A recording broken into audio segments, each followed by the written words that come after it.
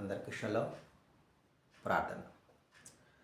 మహాగణుడ, మహోన్నతుడ, సర్వాధికారి, సర్వసృష్టికర్త, ప్రశాంత మదనుడ, పాపికాశ్రయుడ, పౌరుషము గల అదోనాయ్, పరమ పురివాస, పరమరాజ, పుణ్యతేజ, పవిత్రదాయక, ప్రార్థనకు జవాబు ఇచ్చే అదోనాయ్, పూజనీయుడ, పరమ గురువ, ప్రభావము గల తండ్రి, ప్రియాతి ప్రియమైన గల తండ్రి, ప్రధాన శిల్పి, ప్రాణప్రియుడ, పై నామము గలవాడ, ప్రేమ సముద్రుడ, ప్రాణమిచ్చినవాడ, ప్రార్థన ఆలకించువాడ, ప్రకాశమానమైన వేకు చుక్క, పెండి కుమారుడ, మీ ఘనమైన నామమునకు స్తుతులు స్తోత్రాలు చెల్లించుకుంటున్నా.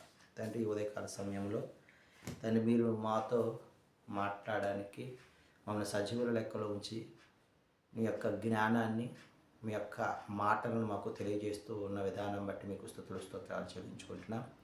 మరి అట్టి జ్ఞానాన్ని, అటు వాక్యాన్ని మా హృదయంలో భద్రపరుచుకొని మాకు వెలుగుగా, మా జీవితములకు వెలుగుగా మేము చేసుకున్నట్లుగా మాకు మీ యొక్క జ్ఞానాన్ని అందిస్తున్నందుకై వేలాది స్తుతులు స్తోత్రాలు చెల్లించుకుంటూ ఈ మా మనవుడు, మా రక్షకుడు, విమోచకుడు యెషువా మెస్సీయ నామమున అడిగి పొందుకుంటున్నాం తండ్రి, ఆమేన్. ఈ దినమున మొదటి దినవృత్తాంత గ్రంథంలో 16వ అధ్యాయంలో 20వ వచనం నుంచి మనం ధ్యానించుకుంటూ ఉన్నాం. ఇక్కడ దావీదు వారు మరి గీతమును రాసి, పాటను రాసి ఇజ్రాయేలీలకు వినిపిస్తూ ఉన్నట్లుగా, అక్కడ నేర్పిస్తూ ఉన్నట్లుగా మనం ఈ అధ్యాయంలో చూస్తూ ఉన్నాం. వారు జనము నుండి జనములకును, రాజ్యం నుండి రాజ్యమునకు తిరుగులాడుచుండగా, నేను అభిషేకించిన వారిని ముట్టవలదనియు, నా ప్రవక్తలకు కుడి చేయవద్దనియు సెలవిచ్చి ఆయన ఎవరినైనాను వారికి హింస చేయనేలేదు. అలా హింస చెయ్యనీయలేకపోవటాన్ని బట్టి మీరు అదోనే వారిని ఆయన నామమును కీర్తించండి, ఘనపరచండి, సన్నతించండి అని మరి ఇక్కడ జ్ఞాపకం చేస్తున్నాడు. ఆయన చేసినటువంటి రక్షణను గురించి ప్రకటన చేయుడని, ఆయన మహిమను గురించి అన్యజనుల్లో ప్రకటన చేయుడని వ్రాసి ఉన్నాడు. సమస్త జనంలో ఆయన ఆశ్చర్యకాలను ప్రచురపరచండి అని కూడా దావీదు వారు వ్రాసి ఉన్నాడు. సమస్త దేవతల కంటే ఆయన పూజ్యనీయుడని, ఆకాశ వైశాల్యమును అదోనే వారు సృజించాడని,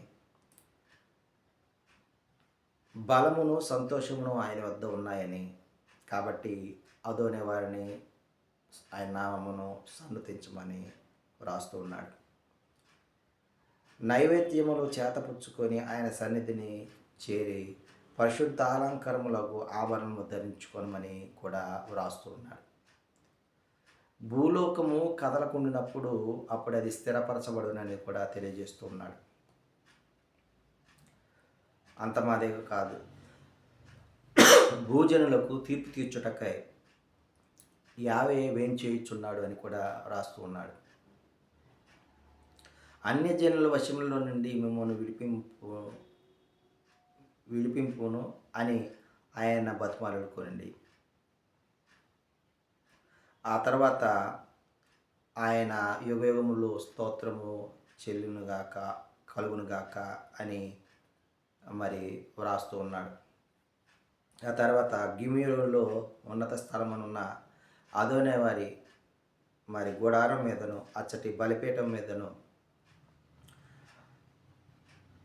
ఇజ్రాయేలుకు ఆజ్ఞాపించిన ధర్మశాస్త్రము ప్రకారము ఉదయాస్త సమయములందు, ఉదయము సాయంత్రకాలము అనుదినము నిత్యమైన దహన బలి అర్పించుటకై మరి సాధోకును, యాజకునిగా సాధోకును మరి దావీదు వారు ఏర్పాటు చేసినట్లుగా కూడా ఈ అధ్యాయం మనము చూస్తూ ఉన్నాం.